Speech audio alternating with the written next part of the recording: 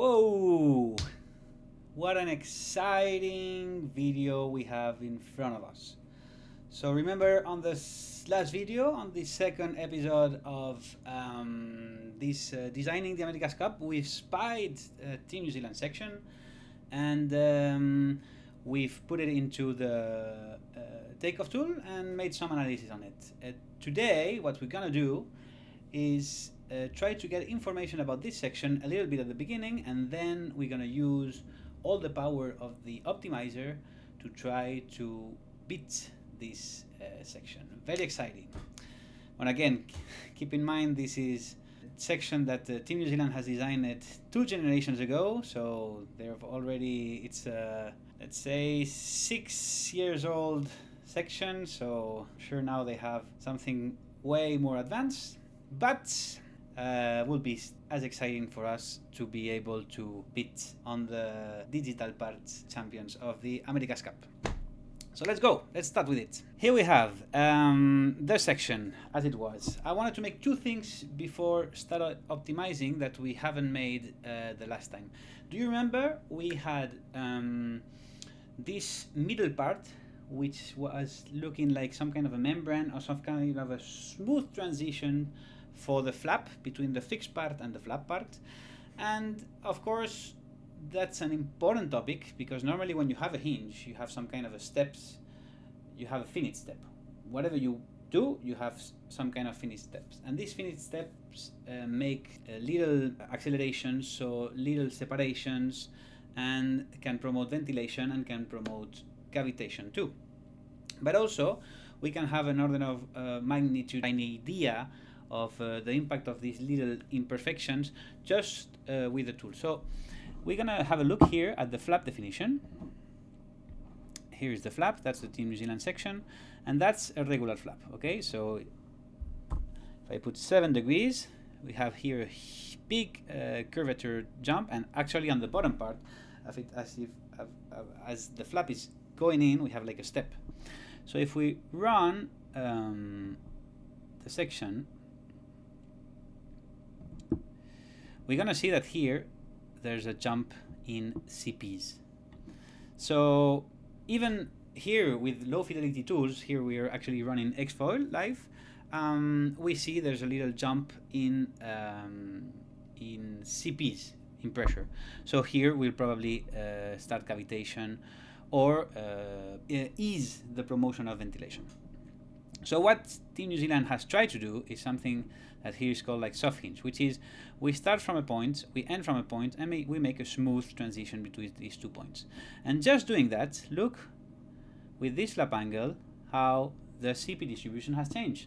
So now it's way smoother than before. So let's duplicate it, this section, and we're gonna compare the 2 flap concepts. So that's the simple one, and already here you see the difference between this little jump and the smooth one. So then of course the complexity grows, the assembly grows. You don't have 2 parts, you have 3 parts. You have to put this kind of a, I don't know what material will be there, but it has to be a flexible material because it has to stretch, and you have to install it, you have to glue it. So it has not easy, but if you achieve a good job, of course you're gonna gain in drag and you're gonna gain in cavitation properties and ventilation properties. Okay, so let's remove this. Let's come back to our section definition. The other topic I wanted to talk about is also try to back engineer the structural properties of this section. Okay, so here we have all the structural data, and here one of the important numbers is the section modulus.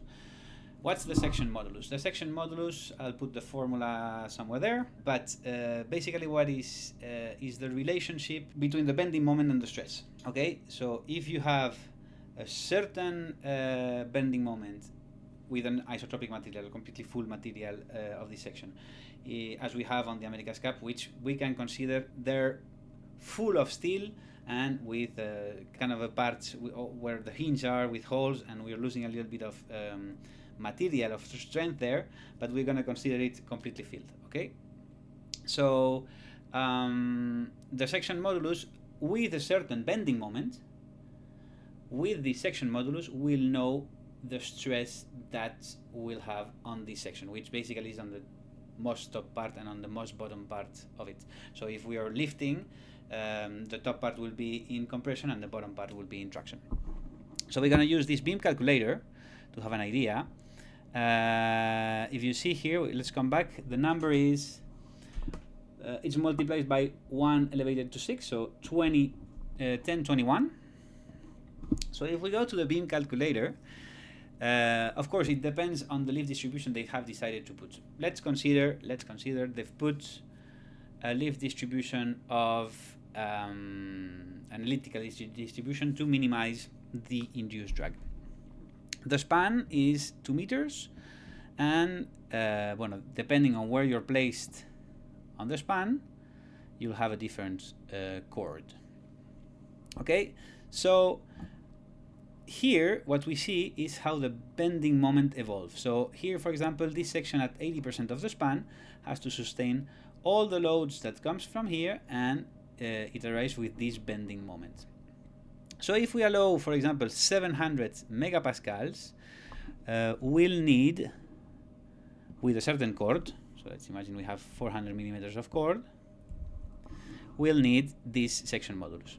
So for example here, I'm going to take the image from Mosey sails, from the foil, sorry, and we're going to make some calculations at 3 different sections. So here we are at 347, 408. So the chord here, 408, and the position 370. We said 347.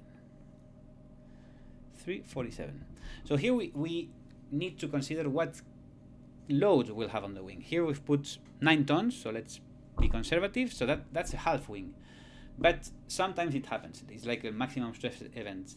Also, sometimes we use some kind of a maximum pressure, because above this pressure we consider that the wing will cavitate, or we just consider this kind of momentaneous big loads.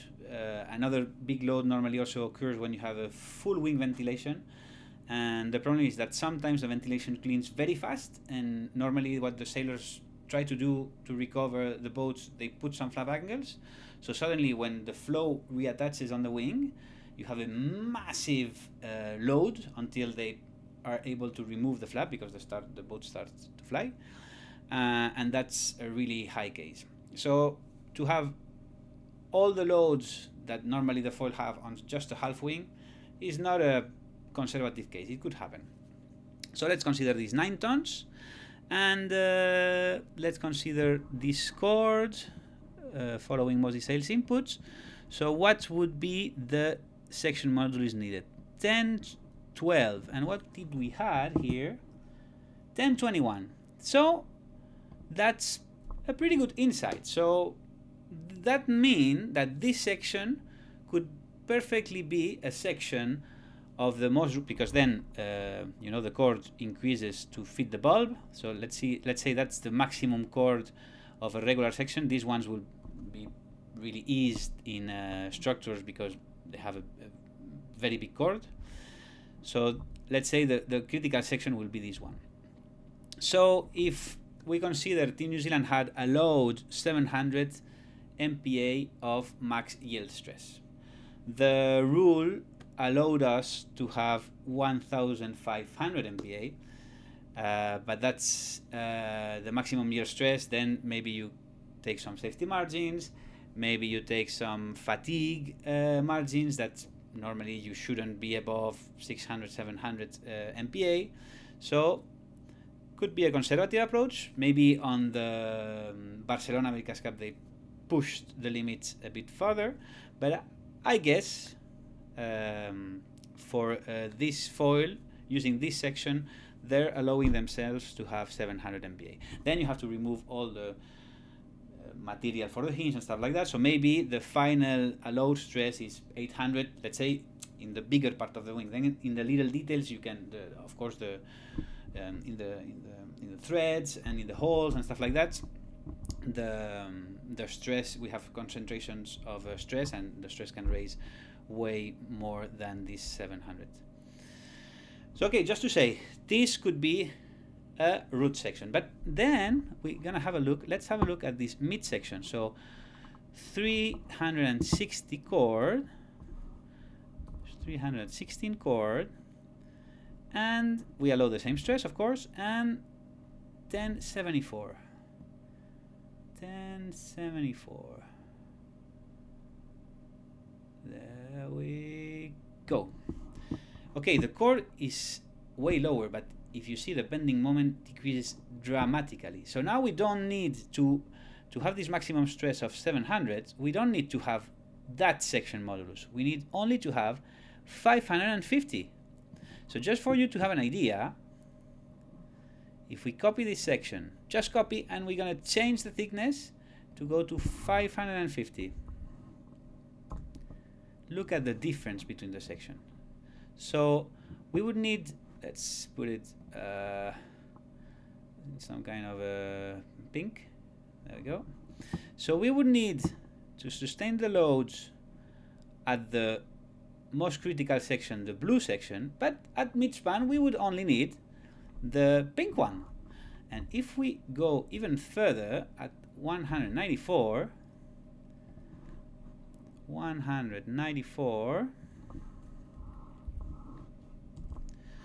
and we go to the span of 1721, 172, there we go. What's the section modulus we need? 119. If we go to 119, basically we don't have section. So look at that. With this section will be okay. Of course, we have other kind of constraints that will appear. If we have a flap, here we have to allocate a hinge, we have to have a rotation, so we would need some kind of thickness. But the structure itself, the stress of the structure, isn't a constraint anymore. So, and I think that is important to take into account in our optimization process. We would need to define different optimization for the root, for the midsection, and for the tip section, unless we want simplicity and maintain the same section from the root to the tip. But we will pay in terms of performance.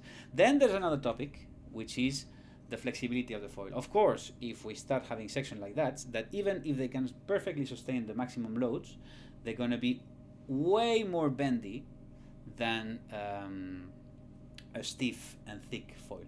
So there is like some kind of a structure criteria, which means I don't want to break my foil, and there's a stiffness criteria, which is I want a certain deformation of my foil. To make it simple, here we're just gonna input the structural criteria. So we will not break the foil in the optimization constraints. So on the first video I was making the optimization on the go, so you saw already how was the process. Now what I've done, because that means I have to cut the video in a lot of parts and it's a bit of work, now I'm gonna make all on a row. I've already made all the optimizations, and we're gonna go step by step, increasing the numbers of constraints to see how it goes. But all the optimizations have been run and stored here. So we take as a reference Team New Zealand section, okay? And now we start the funny part. We start the competition, and we are gonna try to beat these champions. So let's start. We were saying, what's the sailing range of these boats? So again, we're gonna come back to the fluid calculation. We set from 50 knots, so CL 0.2, to 19 knots, CL 1.38. A middle range, 30 knots, 31 knots, something like that, 0.5. Okay, so let's start with the first optimization. We're gonna try to maximize the performance, just one optimization objective. We want to take this section as a reference. The good thing of taking this section as a reference is that we already know it's good. So what we're gonna do is limit a little bit the bounds and try to say the optimizer, move a little bit the control points to try to improve the performance. So here, just one objective. we want at CL 0.5, we've put the correct Reynolds value for this section, root section, which is 400 and something of chord, and we want to minimize the drag. Only that. Let's see the plot. That's the optimized section. Look at how the optimizer pushes down the drag. So the higher, here we see the CL, so at CL 0.5, and going up and down, we see the drag of the section. So the lower we are, the more performance we are. Look at the massive gain that we have. Wow, we've gained 30% of drag. Wow, it's incredible. Okay, this section, as you would imagine, is some kind of not nice. So, of course, at this CL, it will be better than the reference section, but we have to start putting some constraints. So the first one, it's quite visible. We see how the optimizer wants to shrink the trailing edge to the maximum, and here we have something that it's absolutely not manufacturable. So we're going to put a constraint on the trailing edge. And we're going to say the trailing edge needs to be at least as thick as the reference one. So we're going to put the constraint here. At 90% of the chords, so somewhere here, we need to have the same thickness as the reference one. And here, look at that. More or less, the section looks very similar from here, but now the trailing edge is a bit thicker. And we've lost 2% of drag, which still is very nice. We have 27% of better drag reduction in this CL 0.5. Cool. Now, another thing that we want to do, we want to ensure that the section also has at least the same properties at low speed. So we want to be able to take off as good, or to have low speed maneuvers as good as the reference one. And how are we going to constrain that? We're going to put an aerodynamic constraint on the low CL. So we're going to say at CL 1.3, which means at 19.5.6 knots, 19.6 knots, I want the drag to be at most the reference one. That means we know that the reference one is working, so it won't be stalling. If we stall, the drag becomes completely crazy. So if we put the graphs, we see again here we have a massive gain, and then here you see how the optimizers achieve to match the same drag as the reference one. Here then we have an earlier stall than the so we have a bigger increase in drag, so that means when we start increasing the CLs, we will have worse performance. So at very low speed, the reference section will be better, but we have to, the reference section is an optimized section, so we have to choose where we want to gain, and of course we will pay somewhere else. Okay, so if we compare it with the second one and we generate the plot, and if we go to this one, you see here the CL, the drag is way bigger on the previous one than on this one that now has this constraint. Okay, so we have achieved, and of course, if we look at the results, we've paid again 1% in drag, but we still are way better than the reference section at this CL 0.5. Okay, one of the things that you see is that here we have this big curvature that normally that means a lot of acceleration, and that means a lot of suction there. If we have suction, we have risks of cavitation. So the next thing that we're going to do, of course, in these America scope boats, we're going to limit cavitation. In this tool, what you can calculate is what we call the inception speed, which means when the cavitation will start to occur, when we will start to boil water and have these little bubbles of water vapor that appears and that generates a lot of drag and change the shape of the section. So, and each time they're bigger and bigger and bigger. We cannot calculate the drag due to this cavitation, but we can calculate when this cavitation starts. So what we're going to put is a new cavitation constraint. And if you see the plots, that means the way we're going to say it is the inception speed, so the speed at which we're going to start cavitating, has to be bigger than the reference at DCL. DCL means 0.27, 43 knots, I guess. 43 knots, exactly. So at high speed, at 43 knots, I want the same cavitation properties. And look now, yes, how the section has changed massively. So we've passed from here, and if we put the inception speed of this one, look at that, the inception speed, I mean, it's like 7 knots lower than the reference one. But now, with this new optimized section, if we generate the plots, look at that. Oh, sorry, that's the drag gain.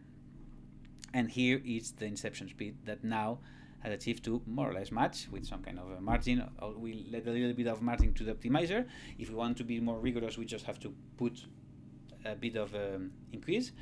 And you start seeing that the shape of the section starts to be similar than the Team New Zealand one. So we're getting there in some way. Okay, so one other thing I see looking at this cavitation plot is, okay, more or less we have the same cavitation properties at these 43 knots, but what I see is that when I start reducing my CL, so going faster, I'm losing quite decently the cavitation properties, and here I have a cliff. So to be able to assure that if I go faster, at least I have the same cavitation properties, what I'm going to do is instead of locking my cavitation properties compared to the reference section here, I'm going to go slightly more there, because I want to have some kind of a similar cavitation shape. I don't want the drop to be deep, to be just there. I wanted to push it a bit further back. So 0.2 would be what kind of speed? 50 knots. So then after 50 knots, let's say we don't care that much of what's happening, because I mean it's like momentaneous times in a better way, in a really high speed and stuff like that. So maybe we can assess it, but we're gonna leave it apart from the section design.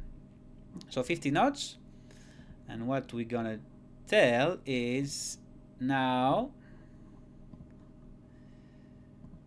instead of being at 0.297, 0.2. Okay, you see how the section has changed from this one to this one. We've lost a little bit of performance, but just 1%, so it's okay, we're happy with that. And let's see the cavitation plot.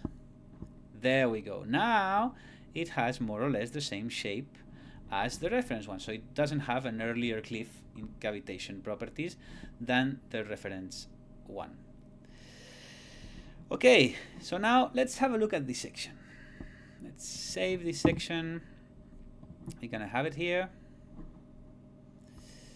Okay, and what we observe is this optimized section, the section modulus is lower than the reference one. So to achieve cavitation, normally the easiest way is to reduce the thickness. But as here we haven't input any structural constraint, the optimizer has gone to reducing the thickness. And why not reducing it to the minimal? Because with the thickness it achieves to push the transition aft, so in some case the thickness in terms of just of performance is good. So we're gonna hide that, and what we're gonna say now is let's input some structural constraints. So how do we input the structural constraints? We say, okay, now the section modulus has to be at least higher than the reference one, and you see the change from this section that was thin to this section that was thicker. Actually, you haven't paid that much drag, and we still maintain the cavitation properties. And still, I mean, we're still getting a decent amount of drag. Eh? As we see, I can see here two things that could be dangerous. Okay, just visually from the shape of this section. Let's offset it a little bit. now here it's way more clear. One thing is that the leading edge is way more pointy than the leading edge of the reference one, which could be dangerous, because especially at, I guess, if we plot the performance, when we start going a bit negative, here we go, it's so pointy that we start losing a lot of performance with negative angles. And at high CL, again, here we're losing properties, but we knew that already. Well, no, we knew already on the high CL, but now we are conscious that on the lower CL also, here, for example, when we're making a drop and the foil doesn't lift, we'll have way more drag than the reference one.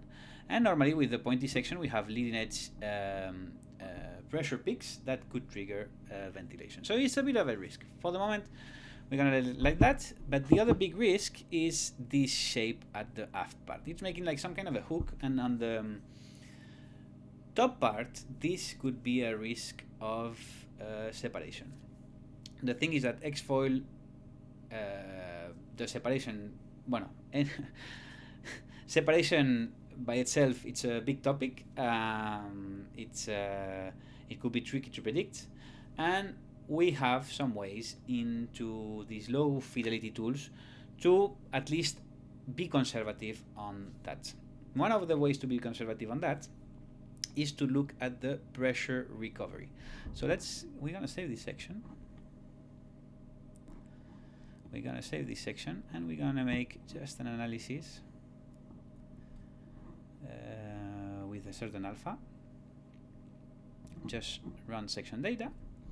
And if you see, so we have this one is the reference section, and this one is the optimized section. That's the CP, the CP distribution over the chord. Here, the derivative of this CP. So how on the top part we have negative CP, so we have suction. Okay, if the CPs are negative, we have suction. And here we're passing from negative CPs really quick to positive CPs.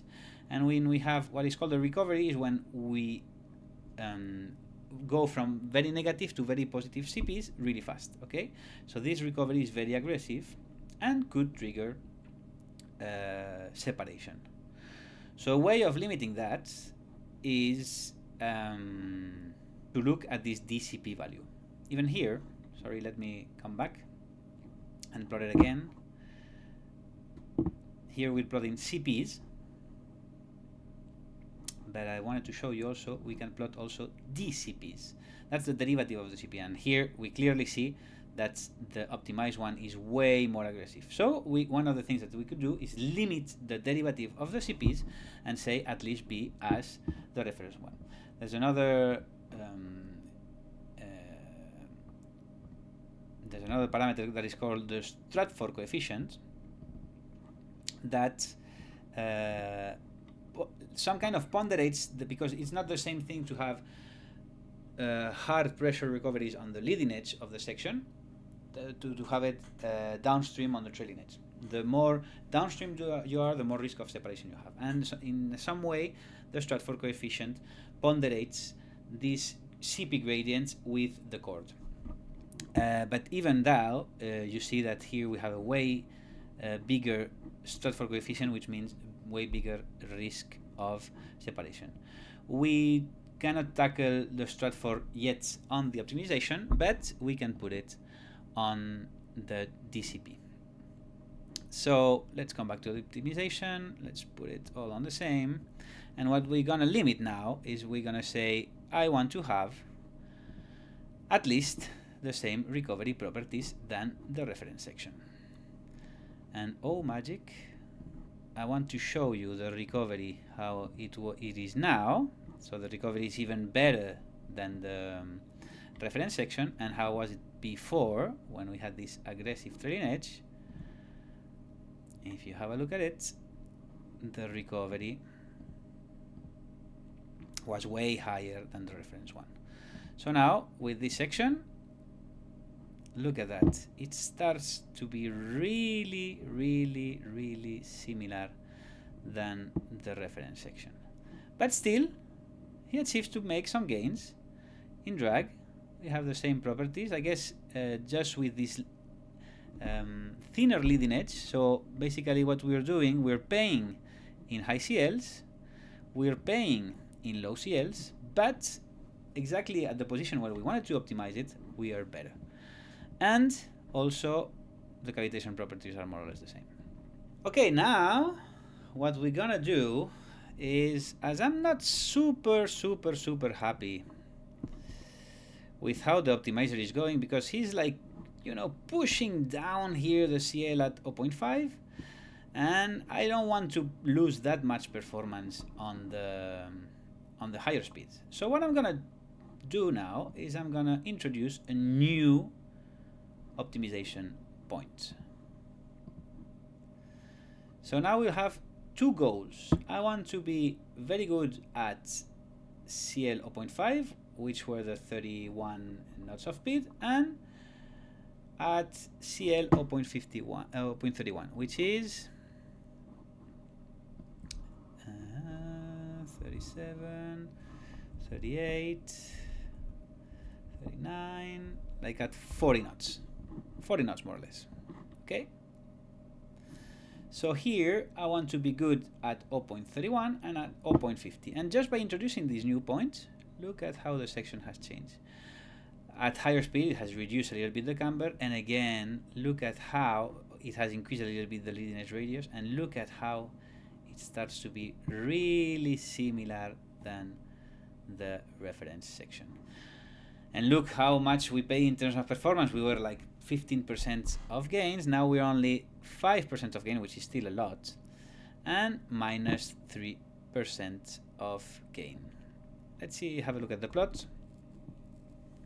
So now at 0.5 we're good, 0.3 we're still good, but of course, as we're not requesting more, he just pushes down here and we're losing performance here. Let's say here it's 50 knots, 0.2, so let's say we're happy to lose this bit of performance, or maybe in the drop, because somewhere we have to gain. If not, we would arrive to exactly the same section. Okay, now we're happy with that. And now what we can do from here? Let's say we've gained 5% and 3%, which is a big gain. But now I want to be more performance in cavitation. And I want to understand what are the penalties due to that. So next section, what I'm gonna do, instead of going to 43 knots of cavitation, I'm gonna go to 44 knots of cavitation. And what's gonna happen? First of all, look at how the section shape changes, you know, especially at the leading edge here. And we've passed from 5.53 to 2.4 and losing in the higher speeds. So that's what means to increase the cavitation properties, that in some way we are losing in performance. So that's the drag of the second case, the drag of the high speed, the drag of the low speed, and the cavitation properties. Now we are over the reference section. But again here, look at that. We are better here, like 1 knot better than the reference, a bit less than 1 knot. But here we're losing the cavitation property. So I want to push here again the cavitation up. So the only thing that I have to do is add a new constraint. Add a new constraint. And now we're going to have two cavitation speeds, one at CL 0.2 and one at CL 0.27. And now if I plot these results, let's have a look at the difference of the geometry. It's not that big, eh? It's a subtle change, really subtle change. But look on how the cavitation properties change. Even here, it's a better. So we gain instead of gaining more on the CL 0.5 and less on the CL on the higher speed, we gain on both. And now, if we have a look at the cavitation, so here at the very high speed we are better, and here at the second one we've matched the reference one. So basically here we're gonna beat everywhere, and but obviously, as you see, the sections are very similar than the reference one. So that's the first exercise. That's the first exercise made on the root. But what happened now? So on the root, let's say we can gain a little bit, but if we pay on another way. Of course, Team New Zealand has optimized its section to the maximum and may have used other constraints than we have used, and that's why they arrived to this section. But now let's change the structural requirements. So let's maintain everything the same. We're going to change the core, so we're going to change the Reynolds number, and we're going to optimize relaxing the structural requirement, because now we don't need this 1021 section modulus, but only the 550. So if we go to the mid section, so we need 672, and look now how the section has changed. Of course, now we don't need that much thickness, and of course the section has reduced the thickness a lot. And what happened if we reduce the thickness?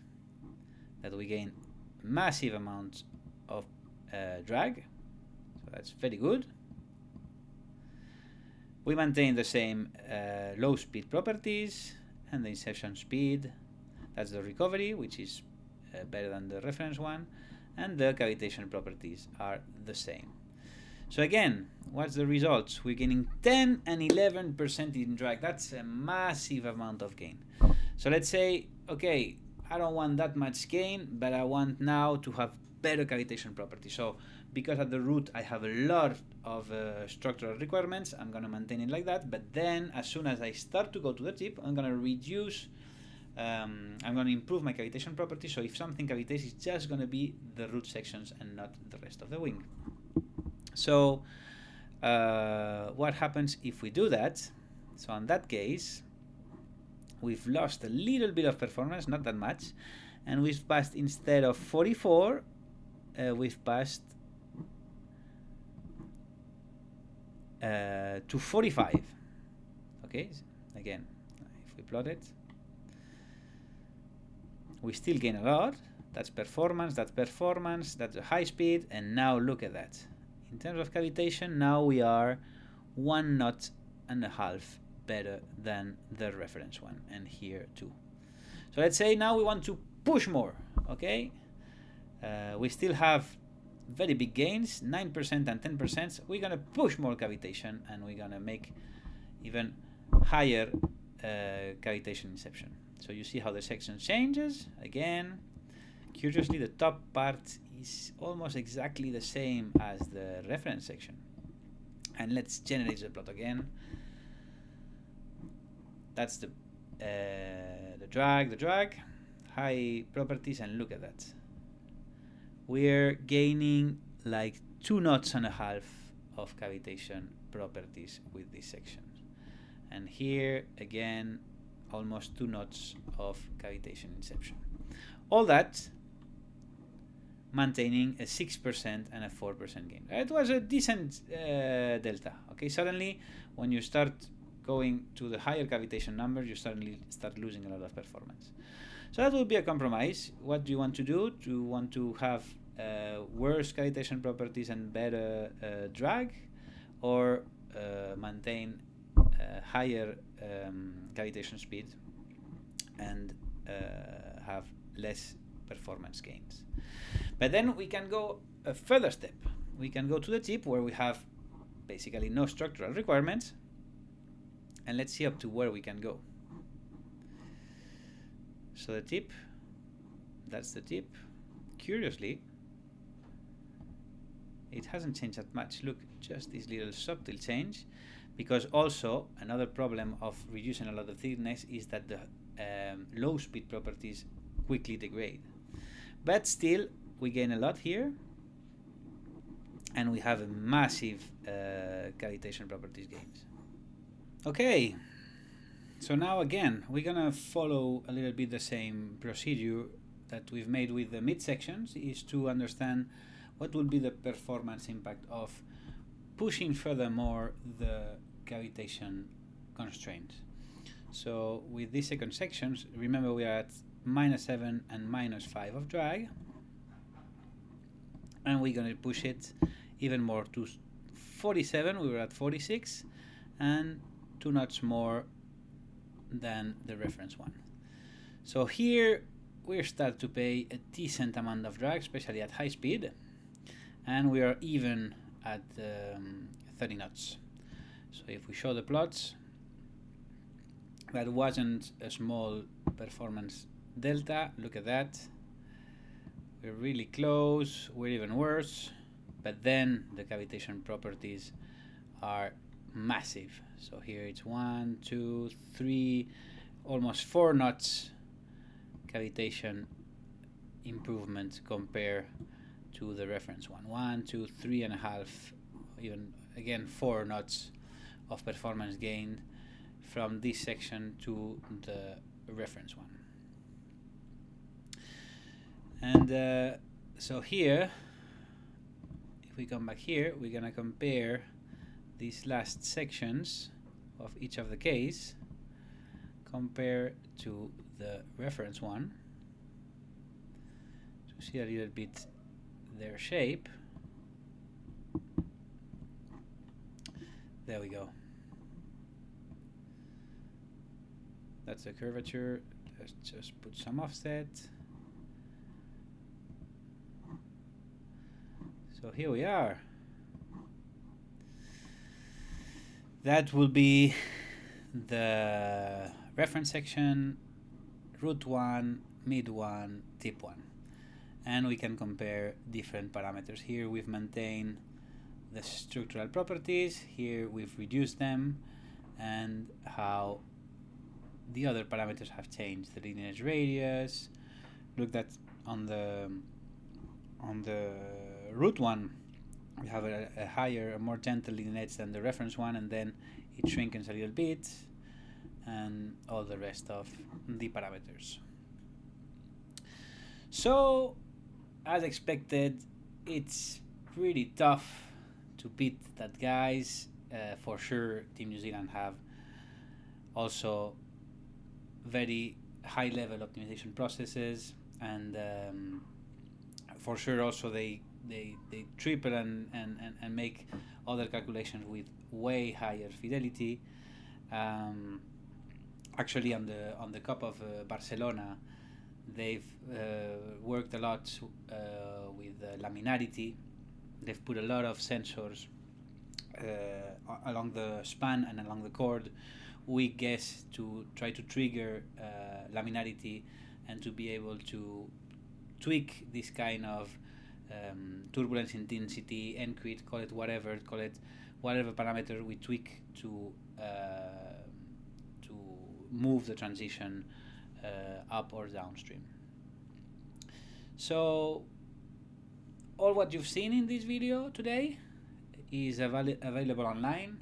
You have all the power of the optimizer. You can optimize whatever section that you want. You can play with all the tools of the sections. We're gonna make some tutorials to show each of the details of each of the tools one by one, so everybody can use it. So I invite you to play with the tool if you like it, and give us any feedback that you want. Try to optimize your sections, try to beat Team New Zealand, and yeah, I hope that's useful, that you've enjoyed the video, that you've learned something. Don't hesitate to write us any comment. We'll be super happy to answer to you. Don't hesitate to get in contact with us in support at TakeOffTechnologies.com or info@TakeOffTechnologies.com, and we will be preparing next videos of this series of designing an America's Cup boat. Don't forget to subscribe, and see you in the next video. Thanks a lot for watching.